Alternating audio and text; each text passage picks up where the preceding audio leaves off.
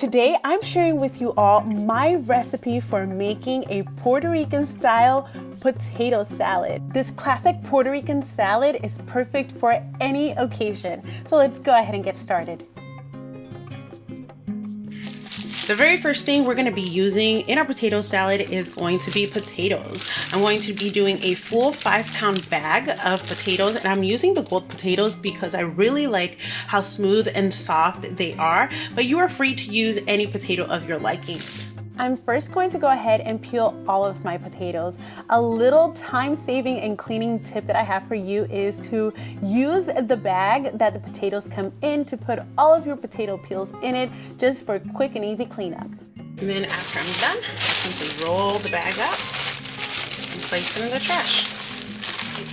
Now that I have all my potatoes nicely peeled and washed, it's time to dice them. Now, depending on the size of the potato, I like to slice them in half first, slice them in half the other way, and then into thirds.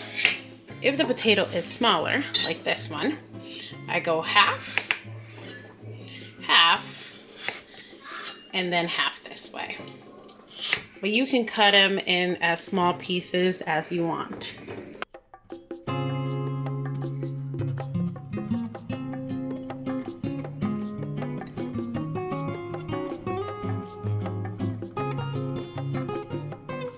Once all the potatoes have been diced, I'm heading over to the stove, and in a large pot of water, I am adding about, I'm gonna say 2 teaspoons of salt, just to give some flavor to the potatoes as they're cooking. As the potatoes are boiling, I also have on the side 5 eggs boiling, 1 egg per pound, and some people like to add these along with the potatoes. I personally just prefer to boil them separately. Once the eggs are done, I go ahead and cut them. Now, I personally just use a fork and smash them down that way, but if you like your eggs a little bit more uniform, you can go ahead and simply cut them with a knife. Next, I'm going to add an 8-ounce pack of diced ham. I just love the convenience of the pre-diced ham. It just saves me time, and it's just so much easier to do, and they're cut down in like the perfect size. Next, I'm adding in my mayo. You can add as much mayo as you want to your potato salad. I'm simply just adding 1.5 cups.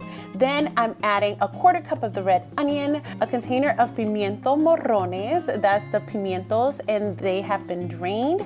I'm adding 1 teaspoon of minced garlic, 1 teaspoon of pepper, 1 teaspoon of oregano, 1 tablespoon of mustard, and 1 tablespoon of vinegar. I just love the tanginess that these things add. I don't add too much mustard because I don't want it to be a very mustardy potato salad, but I feel like 1 tablespoon gives it just a nice little touch of the mustard flavor. Finally is like the most important thing I feel like in a Puerto Rican potato salad, and that is apples. Apples really make a Puerto Rican salad, in my opinion, a Puerto Rican salad. So I just use the Gala apples. I feel like the Gala apples have the perfect blend of sweetness and crispiness, and I always wait till the very last to add this.